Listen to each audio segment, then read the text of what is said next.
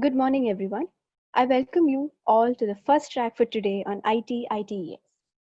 Our moderator for this session, Mr. Koreth Matthew. He has played leadership role in various IT organizations over the past 25 years. His experience covers networking solutions, IT services, and software solutions, including both products and services. He has always had a passion to design solutions that addresses specific customer pain points. To enable this, he has deep interactions with customers, users, and product and solution vendors. Having worked extensively in the Indian subcontinent, Southeast Asia, and USA, his exposure to the IT market is almost global. In his current role at A&T Video Networks Private Limited, he designs and deploys solutions that enable video collaborations. He has also played key roles in designing solutions that enable organizations to deploy and manage complex networks across hundreds of offices. We welcome you to this session, sir. I would also like to extend a warm welcome to the fellow panelists, Mr. George Matthew, Product Director, Lex Technologies, Shankaran Chettur, CEO at Velocis Consulting Services, Naya Dhillon, IT Compliance Manager at WPP UK, and Navdeep Chawla, student at VIT. Sir, over to you. Yeah, thank you so much, Divya. That's a wonderful introduction you gave. Good morning to everyone. Good morning to my panelists. Thank you all for being a part of today's session. So today we will be discussing the IT and ITES industry from the perspective of educational institutions, employers, that is the industry, and individuals who are looking to seek employment. So true to the nature of the Indian IT industry, today I think both our audience and our panel is international. We have Naya, who's sitting in the UK. We have George, who's sitting in Australia. And Shankaran and Navdeep and I are back in India, but all in different places. So like someone said, the world is flat. Yeah, the world is flat, and now it's all come together on Zoom. So hopefully we'll get a truly international perspective today. Just a quick note on today's format. We are going to be having more of a discussion. We'll be asking the panelists some questions where we will be benefiting from the insight and experience that they have had and picked up over the years. Okay. So in my opinion, the IT industry was already going through a major upheaval even before the COVID-19 struck, right? So there were things like AI and machine learning and automation that was completely turning the IT industry, at least in India, on its head. And the goal of automation being more to just reduce the amount of manual intervention in coding. So the actual number of employees or the people required started reducing. And that had the snowball effect where it started affecting the tier 2 educational institutions, the tier 3 more so because the offtake of engineering seats started dropping like a stone, right? And now with COVID-19, the challenges to the IT industry are even more. The perspectives of work from anywhere and things like that have completely changed the way teams collaborate, the way in which companies work. So those are completely different challenges which the industry has to now face. At the same time, you have institutions also facing challenges today. How do they ensure that learning is as close to normal as possible? What about exams? Like I really wish that this had happened like when I was doing my exams, right, 200 years back. So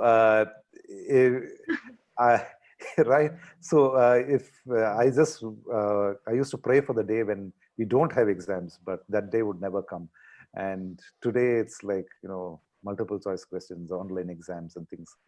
I wish that was during my time. Anyway, so the other point that I wanted to make was in terms of the kind of skills that Indian graduates are coming out with. When I was speaking to some of the senior folk from the industry, the one thing that stood out was that the difference between an employable person and a non-employable person is in the attitude. So there was one CEO who was telling me that he had interviewed about 10 students from the same institution. They all were from the same branch, from the same batch, in one of the top colleges in Bangalore. And there were like 3 or 4 students who could, do AI level coding and production level coding. But when it came to the others, they couldn't even understand basic logic. So what he said, it's all in the attitude. So these 3 or 4 students, if you drill deeper, they have that attitude to learn. They've been doing things on their own. And that is where I think there's a big difference. So that is my 2 cents. I think, George, over to you. I would like to hear your opinion of where we are today and where you think the industry is going forward. Yeah, sure. So hi everyone, and thanks, Karat, for that introductory remarks. So I'm George Matthew, and I'm a product director for a company called Lex, and we develop a software that uses artificial intelligence to help aircraft maintenance and heavy asset industries like manufacturing, telecommunications, and so on and so forth. So our challenge or our needs have typically been people who are on the high end of computing. So in the IT spectrum, when I say high end, it doesn't really literally mean hierarchy of IT talent, but it's really about people who specialize in artificial intelligence and natural language processing as core expertise. But then one of the other things is that I was trained in India. So I did my 11th and 12th in India, and I did my engineering in India. So I'm really a product of the Indian education system. So I'm very proud to say that. But where I work in is basically a global market. So we compete with, the likes of Google and the likes of Amazon and so on and so forth. Because in the way where we focus on, so we're not, the technologies we use are similar, the applications are different. So very interestingly, so if you look at the challenges that we face from a technical perspective, from my organization's point of view, when you look at artificial intelligence, everyone has gone to the front end of town. When I say the front end of town, the cool applications. So one of the interesting things that you'll find is everyone has gone to banking, and everyone has gone to retail, and everyone, because that's where you build apps. That's where you can engage the customer. So we went to the other way. We went to the back end. Now, the challenge we face is very, very different. When I say the back end, we are in the maintenance, which is a greasy part of town, right? Right. So, but at the same time, if you don't do maintenance properly, your aircraft could be delayed by 4 hours, and then we all get screaming to say, okay, why is our flight not on time? That's a point when you really, feel the impact. But the challenge in my industry is that all the developers or the skills that's available have gone to the cooler apps because you can see it. Everyone has it. And it's a nice little app sitting on the phone. So our challenge has always been to attract people to our areas of working, and we do get very good people when they are sold the vision of where we're trying to get to. So I think there is this mob tendency of where the trends are. So everyone wants to be in artificial intelligence. And once you get there, everyone wants to work in the front end. So I think the perspective that I will bring is that, there is opportunities everywhere. But right. one of the guiding principles for me was not to do what my neighbor has always done, but to find what my core skills and interests are, and then go and do it. And if you're the only one doing it, do it, because that's probably where you find the opportunities, and which is what I personally have done all through my career. So just for your information, and you'll probably laugh at this, when I started after engineering, my first job I took as a journalist working for the Indian Express. Okay. And I used to be a reporter for Indian Express, writing on the technology, and that gave me a huge jump because I used to start interviewing people who are the heads of industries, and that got me the next job. But my parents and my family and my colleagues told me, you have wasted 4 years of your life. But for me, that was the biggest decision, best decision I made in life. So before I move to the next panelist, George, just one question. So you have studied both in India and now you're working abroad. What do you see as the quick 1 minute difference between the two worlds? I think each country is different. So for example, one of the challenges that I find in Australia is that the best and the brightest engineers that I work with, they rise to a level of a business analyst and they stop there. They become a senior business analyst and stop there. And then for the next level, there is a glass ceiling, and that is often occupied by people who've got the best of the soft skills. And that is where the best engineers and the technology people tend to sort of stifle. The next level is really about things like negotiation, convincing leadership, and so on and so forth, which is a very different game. Right. So that's something I'm finding very, very stark different here. Whereas in India, and with the Indian market where I've worked on before, you have good connections, you will get to the top. Okay. Here, you've got to sell yourself to the top. So that's one big difference I'm seeing. Naya, what about you? What is your perspective on the industry? You obviously have been in the UK for some time. So what is your perspective? Where do you think the IT industry is going? What are the challenges you as a young professional are facing? Thanks, Karith. Yeah, I was just listening to George, and I just can't agree more because, well, my background is in cybersecurity, information security, and you've got to, over here, you've got to have a balance of both technical skills and managerial skills. And most of these skills are fostered under one role known as, business analyst or risk analyst. So you're neither fully in the business nor fully in tech. So you do have to have technological skills, you have to have your degree. I have a BSc in computer science. Then you've got to have some other software certificates. I don't know if there's a cross connection. I just keep hearing my voice back, sorry. So so you've got to have software certifications, which are very common in India, but not common here. Over here, it's a rarity, and they're quite in high demand. I'm talking about CISSP, CISM, all this ISACA and IC squared certifications, and again, they're all termed under business analysts, and they're stopped there. And one thing, people stepping into this careers, they need to be aware is that you've got to network a lot. You need to be aware of where your position is in the business. You've got to have a business perspective. You've got to be very much risk focused. You've got to be aware about, the people around you, what are they doing and how is that contributing to your role in that company. So I'm really agreeing to what George is saying. You've got to network a lot. You could, as George started in journalism and now is in engineering, one of the top-notch technologies out there. So you've got to sell yourself. You can basically be anything. Maybe take the CEO's job if you can sell yourself. So, have that confidence, have a bit of this, the educational skills, and take it up. I'm sure that's not a very popular notion with your CEO, right? When you go and tell him that I want to take your job, right? Not quite, but you've got to give the impression, isn't it? Yeah, sure, definitely.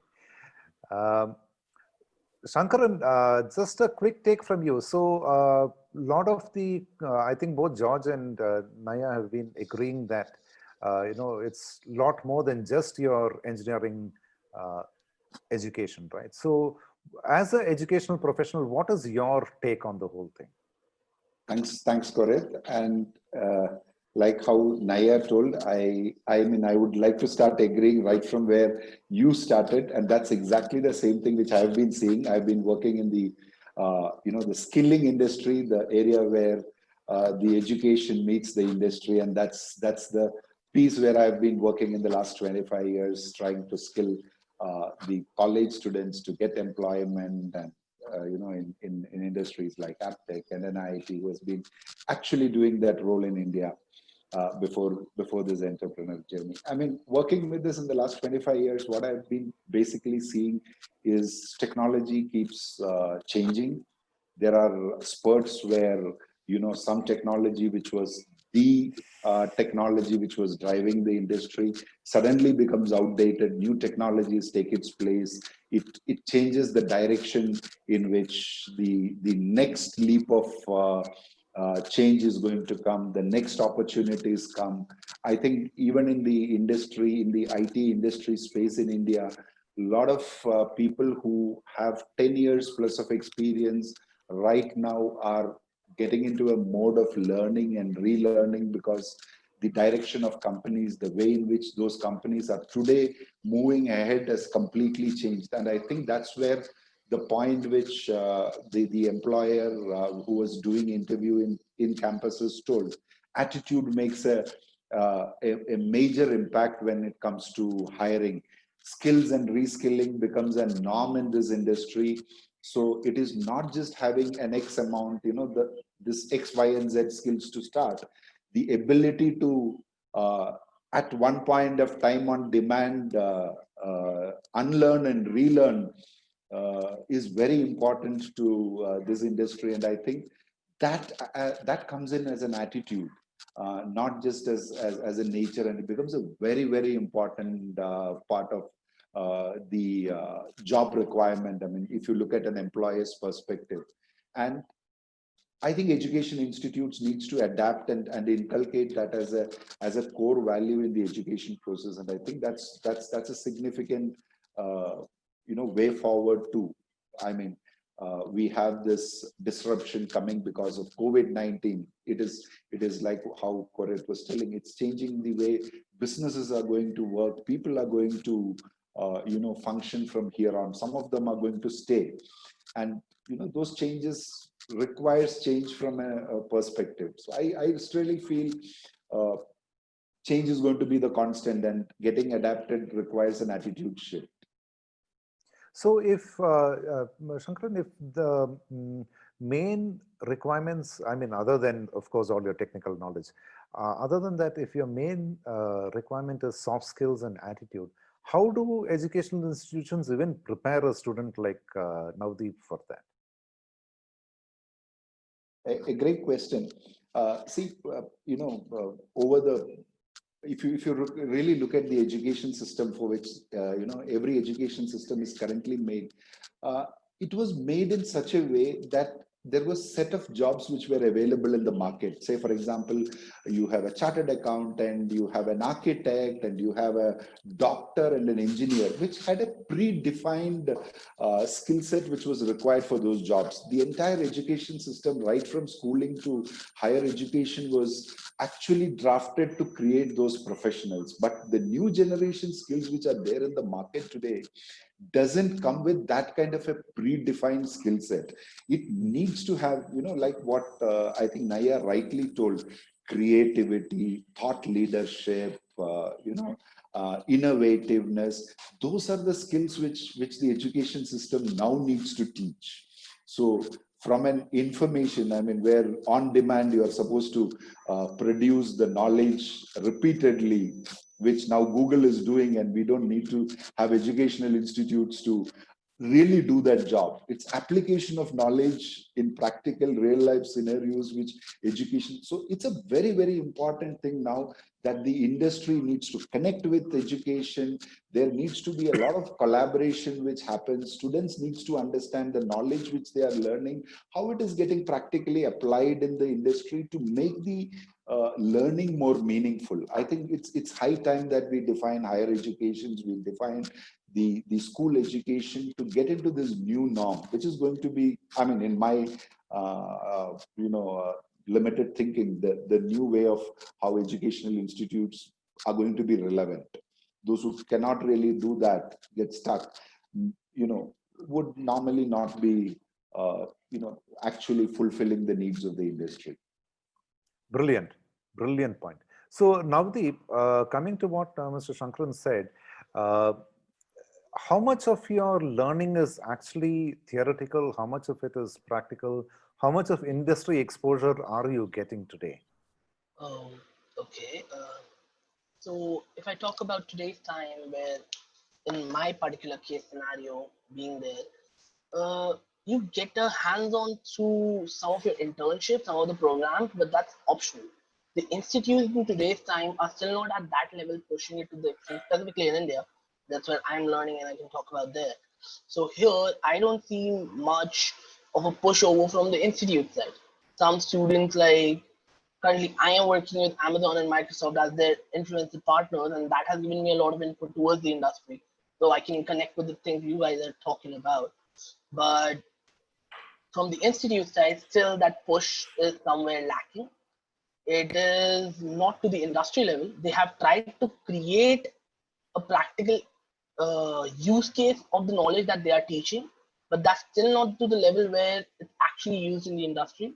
And that bridge is still need to be made. So this is where, like, when we start off, and as you said, the managerial skills are definitely not there right now. And part of even technical skills, when I talk about this particular experience that you get from working within an industry and working with technical people like George, you, and Naya. So that is still there that the institute needs to do on regular basis. I think it's starting to build off in some institutes, but it's still not there as it should be, because that hits when a student just enters into an industry, and for the first 1 year, I think, like, it takes him time to figure out what actually he has to do apart from his technical skills. He had learned coding his entire life. Like I was, when I joined my Amazon from as a student influencer for 1 to 2 months, I was just figuring, okay, what do I have to do? So that thing is still there, but I believe this can be changed. So that's my take over this. Yeah, so my son incidentally studies in a design college, and he's in a 5-year program. Out of the 5 years, there's almost 1.5 years of internship. So there's one full semester and half of one semester where it's mandated that they have to do internships. And in addition to that, there is one more short internship. So it's like almost a full year, one full academic year of internships for them. But Navdeep, you have on the panel along with you, you have George, who's in the high-tech, aircraft maintenance segment. You have Naya, who's in the IT compliance and the data security kind of thing. So what would be, if you were the dean of VIT, what would you go and demand of Naya and George? Okay, so if I would have been the dean, now as you said, your son gets a chance to actually get a 1 year compulsory internship. But that is even possible when you collaborate with such companies that can provide students with it. Now, in my college, when I talk about VIT, the last 6 months are an optional internship, or it's a research project that you can go for, or a semester abroad. Just out of the three that you can do. Now, when I see a company executives like George and Naya, if I get a chance to be the dean, my first thing would be, can we have at least a month of internship where you can just teach them not about tech, but how your industry functions? Like in the summer, a program like this for students who want to come, 10-15 companies who can just take over the students for a bit time and show them around like how industries function, like how Scrum system works, how Agile works. Because most of the students just study Agile and Scrum and software development theoretically, but they have never seen how it is implemented in real life. That's the kind of wish that I would make to George and Naya, that please do that. Even I would need that today. Brilliant. George, what is your take? No, I agree. Now, look, just on that point about internships. So one of my customers is Lufthansa in Germany. So I spent about a month there last October. And one of the interesting things that I observed was that I saw a lot of young people in jumpsuits walking around. And so I asked my client, I asked, what are these kids doing here? And it's very interesting that in Germany, you actually, after your 10th, you get attached to a company. And then you work there. And then after your work, you go back to the institute to sort of study the theory. You see the practice first and then get the theory. So it's a very interesting educational model. Wow. Where it's basically internship led. And so, which is why we all like German cars. It's because of the nitty gritties of how detailed they go into engineering things. So if you're looking for an engineering career, Germany is a good place. Now, so now I'm full for it. I know it's sad that, you know, in some of our education systems, these practical areas are all optional. Now you talked about your son in design. So my son just got admission to university yesterday, and they gave him admission into the university not based on his HSC marks, the higher secondary marks. He's still yet to write the exams, but based on his 11th marks and his leadership qualities. So all of what they look for. And so he doesn't have to now sit and crack the exams to get the mark to get into the university. He's already been offered that based on other things other than marks. Right. So these kind of thinking needs to come into our system. But I also understand that the challenge will also be because of our population and the number of students we have, people tend to use a pyramid to sort of filter and rank people. And I think that's not the right way to look at, you know, proficiency in skills, because you need to ultimately measure people based on what skills they know. The other thing I also want to point out is that, see, my experience is that I've been working for 25 years, and I said I started as a journalist, then I became an analyst, then I was a consultant for 15 years, and now I'm actually building products. Now, one of the things that you find in that progression is obviously attitude and aptitude, but then it is mostly attitude to take the risk to jump those different roles. And one of the things that if you look at and if you put all of what I've done in my life for 25 years, you'll find that there are transferable skills from one to the other. So 60% of what I've had in one role, I transfer to the next and build the other 40%. And then so you keep were on always building. Yeah. That's right. And the thing is that you never stop learning. You never stop learning, as Shankaran was saying.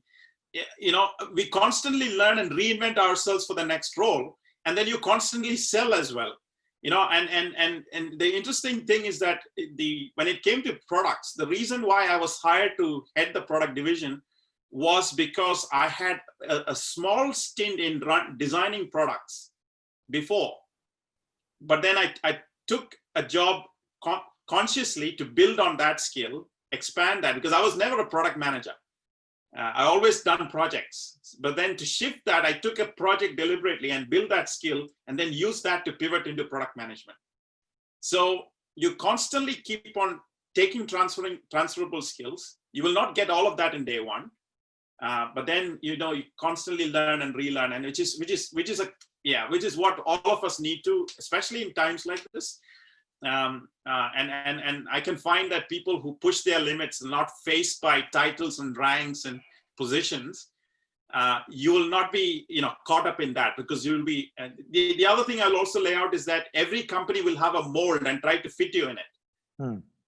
So you should aim to fit into the broader criteria, but then there is an individuality and a personality as to who you are, and that you should never change, irrespective of what people want, you know, in your career, because you're looking for something in your career, and you should keep that perspective always as a straight line to guide you in that process. Right. Brilliant. So that's a brilliant point in terms of building your career, taking what you have learned in the previous job, building on that, and, you know, expanding your role. Naya, you have just started your career a few years back. You have a long way to go. How important do you think that is in terms of, you know, being able to take what you've already worked on and probably have some kind of additional skilling through institutions like what Shankaran does? Incidentally, Shankaran's institutions do some pretty interesting stuff, right? Like in terms of Adobe and Microsoft trainings in India. But how important is that for you? When you look, you have many years ahead of you, right, to work. So how Yes. important is it for you to build your career from today going forward? Yeah, it's quite important because at the end of the day, you know, we study for years, and you know, we do this so that we have, you know, good careers, well-paying jobs, bills to pay. You know, we're able to satisfy these needs of our life. But at the end of the day, one thing that is constant is change, and you know, companies will make you redundant, and you know, you'd have to consider job changes as well, role changes. So you should be quite driven as to what you want out of your current job, and you know, where you're looking at from today 5 years on. So for example, as I said, I'm in information security, cybersecurity, but my role is as a compliance manager. So I look at lots of things, risk, lots of things, infosec. But moving forward, 5 years from now, I'd like to see myself as a information security consultant, a cybersecurity consultant, a risk consultant. So I'd need to stick to that. And you know, due to the current times, we've got Corona. Lots of people across the country have been made redundant. So it's challenging because what should I do? Should I just take up any next job if I'm made redundant, which is quite a strong possibility, or should I, you know, stick to my career's perspectives, use this time to get some skills, you know, some certifications, and also, you know, one thing I'd like to introduce is I'm from Kenya, and when I came here into this country about 5 years ago, I found it quite a big cultural change in terms of the workforce, because the way of work styles, the way of work, the way of, you know, getting a job, staying in that job is quite different to where I come from. So one thing I got introduced to, which you won't find so commonly on the internet nowadays, is livery companies. So you know that British people like to see themselves as charitable people, and they have charities for everything. So one of the charity perspectives they have is livery companies. So they have livery companies in all sorts of industries: bakers, engineers, doctors, teachers, anything. So I have joined a livery company in IT. So what they do is basically a few people come together, rich people. When I say rich people, is career rich. You know, people high up in their industries, in their careers, and they come up and you know, they put in some resources. There's some funds raised, and people like me, you know, people who've just graduated and just, you know, stepped into their jobs and don't really know where they're headed to, and you know, you get to sit with these people, and they have such schemes known as fellowship schemes. So you can have a mentor who guides you and is with you no matter where you work, no matter what skills you have. You could, you know, have a degree in physics, but you want to be in journalism or in IT, and they guide you throughout your life, and you know, show you as to, you know, what skills you need, how to network with people. They introduce you. You're like the little baby. They take you around, they introduce you, they build you up, and I find that very beneficial. And I think that that's something that, you know, I think Navdeep should be looking at as well. I'm not sure if such institutions are there in India, but I think given that companies, employable companies, might find it, you know, they don't prioritize seeing that new people starting at their companies, interns, which, you know, we have as well. They don't know much about how the business is making money. Yes, I see that there's an IT role, but how is that contributing to the rest of the business? How is that contributing to making profit? So there's that portion that the company, you know, the management doesn't seem to see that as a priority and tend to that. And also educational institutions, they don't see that for a student to step from the theoretical world of just academics into the practical world of how, you know, they fit in. Such institutions play a good role in, you know, managing both sides. So you've got industry professionals, you've got a leading academy, deans, and you know, headmasters and teachers all in one room, and there you are.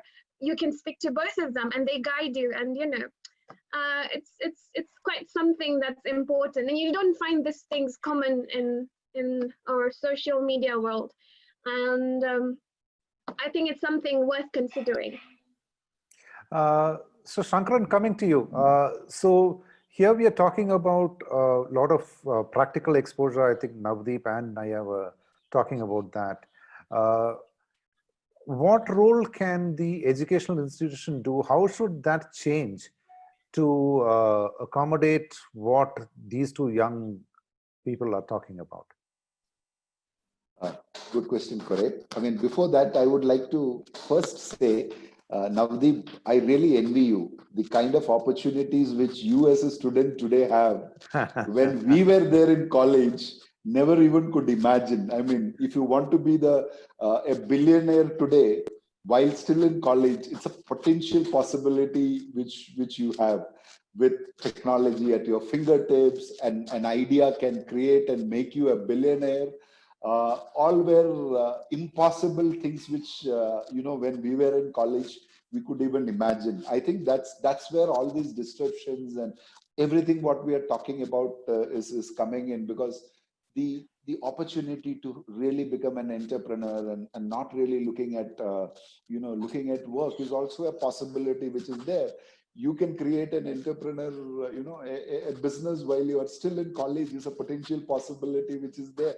I think that's where the colleges are changing. I mean, we really looking at a teacher doing a teacher's role, I think is no longer there. They need to act as a mentor. You need to have an innovation center in a college where experts like George and Naya might be coming and providing you those guiding spirits to really kick off your first entrepreneurship journey. So those are the transformations which we are seeing. I mean, IITs have incubation cells today. A lot of industry connects have become a norm. Looking at new degrees, you have degrees in artificial intelligence to specialize. So even the educational establishment is consistently changing, and that change is a real good change too, if you really look at. We are not stuck to those things happening, and that change will make those really required, because like what Naya was telling, and I was also basically telling, change is the only constant, and we need to continuously evolve. Technologies will help. Today it's one technology, tomorrow it's going to be a new technology, and I'm sure artificial intelligence, machine learning, and those kinds of technologies are here to stay for some time. And it's going to change the way we look at living in the new world. But college students, I mean, I would like to say our generation, the generation what Koret was talking about 100 years before we finished. 200 years back. 200 years back. That world is gone, and it's a new world where everything is going to be transforming so fast. Opportunities are going to come. You can't even close your eyes and open, because by the time a lot of things have changed. So that's that thermometer focus which students like you need to have and capitalize every opportunity. India, for example, I think is a place where entrepreneurships and startups have opportunities. Koret was, I mean, I was having a discussion yesterday. He was working with a number of startups. So people who are working in startups, if they can associate with educational institutions, share their initial struggles and successes, can really help students create 100 new startups and look at employing people. I was just, a couple of years back was in a competition, and we had a chief guest.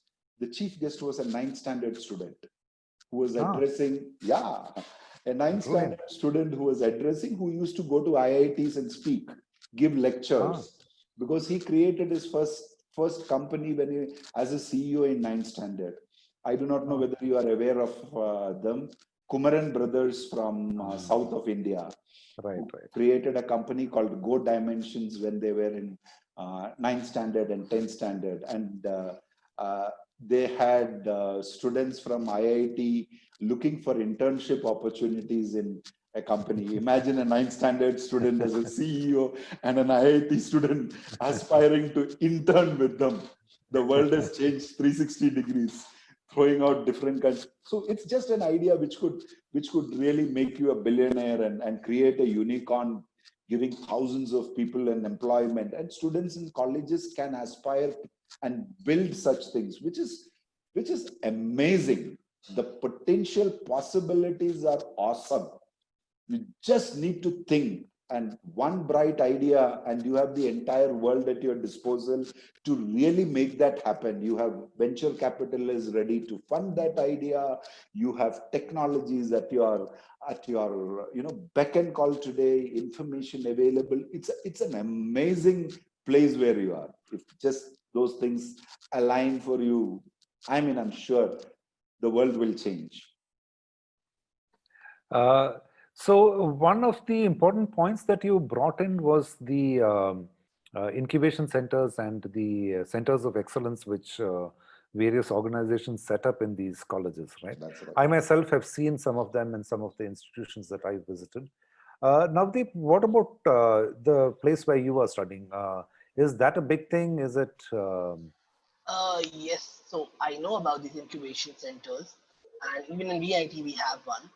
So these incubation centers are actually, as Shankar sir said, very helpful for students who actually push themselves and create something.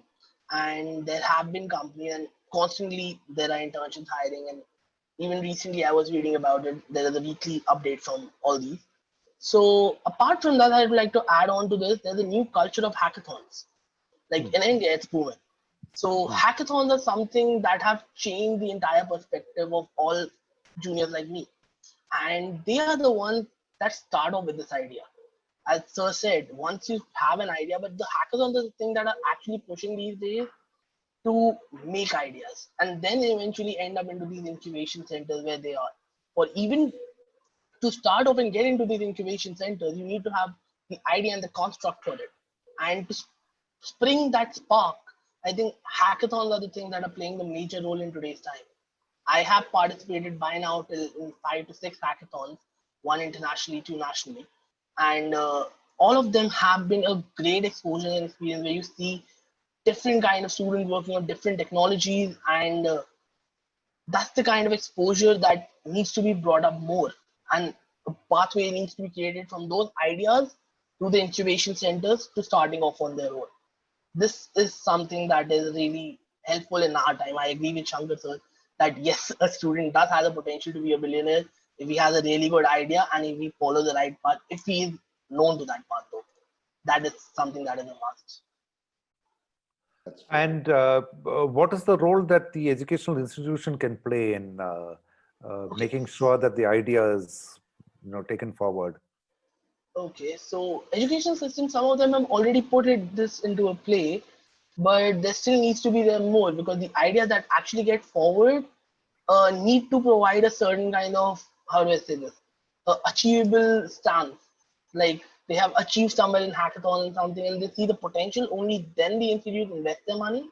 As part of this, even right now, the institute tend to keep it inside their colleges. It's very rarely that I see an idea going out to an industry level like George and you and Naya. Like you will hear about it. These institutes, when it's a good startup and it is properly self-sufficient, only then you guys tend to know about it. But right now, when it's in the budding stage, they wait for the students only to bud it. When, as in, I believe an industrialist or veteran can actually come in and guide the students and change their perspective. That's something which institutes can build on from an early stage rather than waiting for it to show the efficient potential enough. And that's where something institutions can add industrialists to the starting incubation centers. That's right. my point. Okay. George, so you're talking about incubation centers, you're talking about the industry coming in and supporting the students, right? So what is your take on that? No, I think, so one of the things that has worked for us is that we have a philosophy in our company that when you work on areas like machine learning and artificial intelligence, there is a lot of relearning that we have to do if you hire people who have experience in the old world. Now, in the old world, in the classic programming world, is that you actually write down a process and then you actually write code for it. In the new world, machine learning is pretty much disruptive from that perspective, and so we don't hire from established industries for that reason. So if somebody says that I've got 15 years experience and can work and help you with the product development, we actually not very excited. So what we have done is that we actually work with interns and also graduating students who are new. Of course, it's got a commercial benefit that you don't have to pay an arm and a leg to get fresh graduates, which is the bonus from a business perspective. But I think the bigger thing for us is the unlearning that we don't have to have the experience people go through. And the opportunity we are able to create is that we are able to give them industry experience, and they are able to teach us and train us in in the new ways of doing things.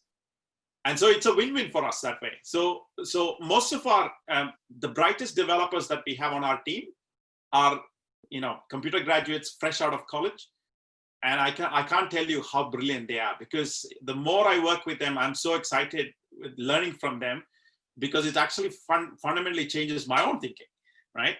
So I think in areas like ours, our preference would be to work with people, with students who are fresh from college, and also who are also not set in their mind, because the classical programming ways are not cutting it for us at the moment. And so, Okay. yeah, so I'm sure it's not just us. Other organizations are doing the same thing. It's a bigger investment to unteach and unlearn someone than basically shape someone who's pretty much fresh out of college. And so that's what we've been. That's not to say that we've got senior people on our team. We've got senior people as SMEs. We've got senior people in helping and selling our solutions. But the building of it and the product innovation piece is actually driven from a development perspective by new graduates, because of that huge potential.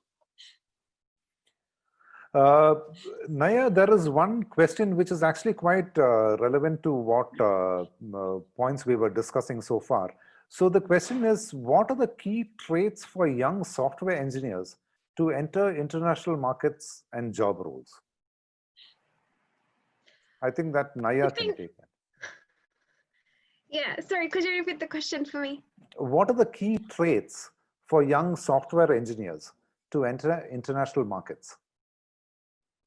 Network would be the first one. To enter in international markets. To enter into international markets. Yeah. Well, you've got to not just look at your software engineering skills. You've got to look at business perspectives as well, and weighing on the risks that your role are bringing in. And this way you'd be able to associate yourselves to other modules of the business.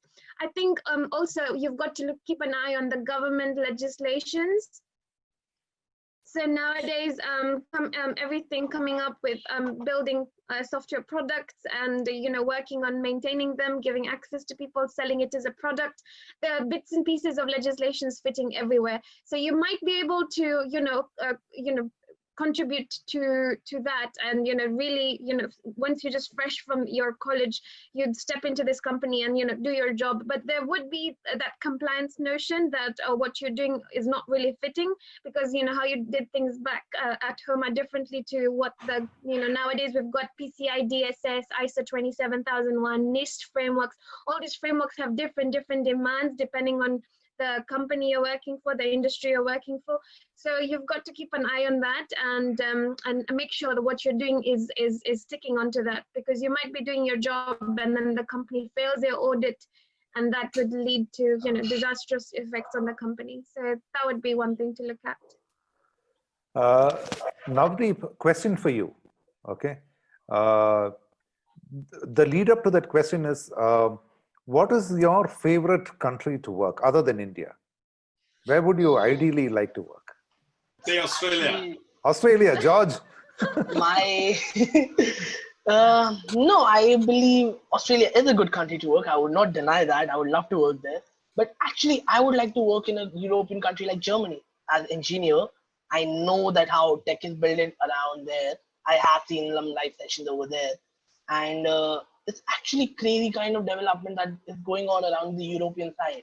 Like they want engineers young youth like me to come in, I guess, and develop on stuff. So that's my aim, to end up somewhere like that. So what are the skills that you need, okay, to be able to go and take a job there? So given a job in Mercedes-Benz Bangalore, and the option of going abroad and doing, some ordinary job in some ordinary company, which would you prefer? I lost the first line. Which was the first opportunity? So option number one is tech job in Mercedes-Benz Bangalore. Okay. Option number two is a low-level job in some tier 2, tier 3 company in Germany? Which would you prefer? That is actually a tough question because Germany is a good country to work in, but the interests of mine pertain to Mercedes, definitely.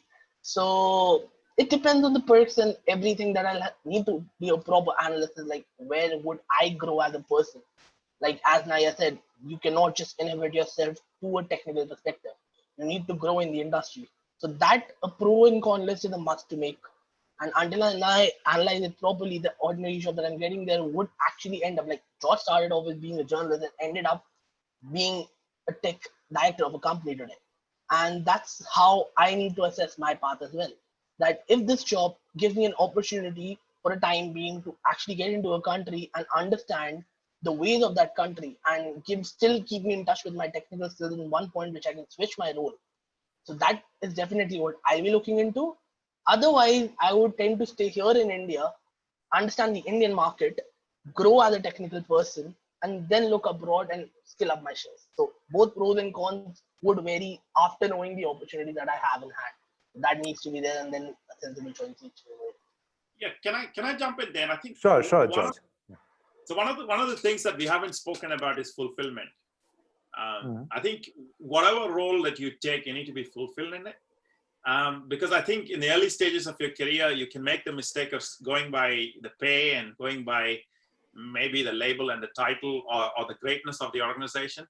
But that may not fulfill you long term. Because once you have achieved that, then what? Like for example, in my second job, I was working for a company called Gartner, which you might know if you work in the IT industry, and I was the country manager for India, and I was 29 years old. And I'll tell you something that when I look back, that I thought I've achieved everything. There's nothing more to look forward to. You know what I mean? So you need to really look and pace yourself in such a way that you enjoy and really fulfill yourself. Because when I was 29, when I had the title, my neighbors were happy, my parents were happy, everyone was patting on your back because you've achieved some big laurel for yourself. But then at the end of the day, you think about it and say, what more can we do? So yeah, you need to learn to pace yourself as well in terms of, I think I like what you said about growing as a person, because one of the challenges, I'll tell you this is true story. There was a person who called me to meet with me when I was head of Gartner in India. And he made the effort to come to the office, and he was very disappointed that I was 29 years old. Because he was in his 50s. Yeah. Right. And I can understand why that can happen, because now I'm on the other side, right? Because I think life experience and maturity does a lot to the title that you carry and the role and position you carry. So I think there is a balance somewhere, and I think the third element is fulfillment. You need to look for that. Otherwise, you will either get burned out, you'll be disappointed if the company, companies these days very easily say, make you redundant. And then you could question yourself and say, is that because I'm not good enough? And in my experience, I don't think 90% of the people who are let go because they're not good enough, but I think they're probably too good for those organizations. So how do you build that resilience is a very important factor, and doing that early in life is going to take you long, going forward. So your first job, your second job, go with your heart. You need to be able to love it, and because you've got a marathon, coming up, so it's not a sprint. So you need to last. Otherwise, when you come to my age, after 200 years, and you should still want to work for another 200. Brilliant. Shankaran, there's a question for you. Okay. So it says for thousands of years, we have followed the Gurukul system, right? Where you have the Guru and Shishya sitting, there's total compliance and obedience and acceptance of what the teacher is teaching, right? So the question is, when will we start challenging? When will we start questioning? When will we start saying that, no, the teacher is wrong? This is the right way of doing it.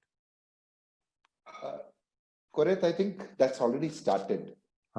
If the education system has already started making that change, The teacher knows all information and students have to look up to the teacher and learn from the teacher alone. Those days have gone long back. I think if in the changes which you were asking the question before, what change needs to have, the teachers also needs to have an immediate change, because they no longer are the guardian of information. They no longer are the unidirectional where the way in which a student sits in the class and the teacher teaches. All those things have changed. The changes began, I think, not just now. It started changing by the time we passed out our engineering or graduation in colleges, and the internet having coming in. That change has already started. I think the only change which if something needs to change is the attitude where innovation gets killed in educational institutions, like how Navdeep was pointing out. If some new development happens, it basically ends up within the campus, because we have a mindset that we know everything as a teacher or as an expert, that, you know, don't ask this question, it's out of syllabus, is still the norm there. So you really kill those new ideas coming in, and, you know, that being given the next leap, which I think the moment that transformation happens in educators and school leaders and academicians, we are all really going to see a very, very bright side of life. I think if there is hope, it is now than in the time when we lived. So fueling that is the only thing educational, you know, the institutions, the industry. To answer to that question again, which Navdeep told that he had a you know, inclination towards Mercedes-Benz, I would just like to add up to that. If you look at Facebook, which is a company which when we were in college never existed.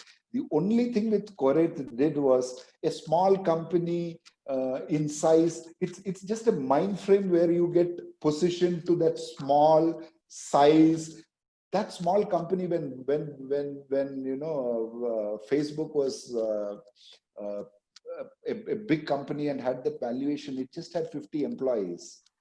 So it was still a small company, but the kind of impact that company was actually creating to the world was the change, which I think George rightly pointed out. The kind of job which you're going to do, the transformation which you're going to bring in, those things today has a bigger value than just a you know, history. Lehman Brothers just became nobody in one fine day. Like how you know, George was telling out, you know, working in Gartner, a company, a brand name is just a point of time. In maybe in another period, that name would not, you know, make any significance. So I think go with your passion, go with your love. Look at how transform. Oh, sorry.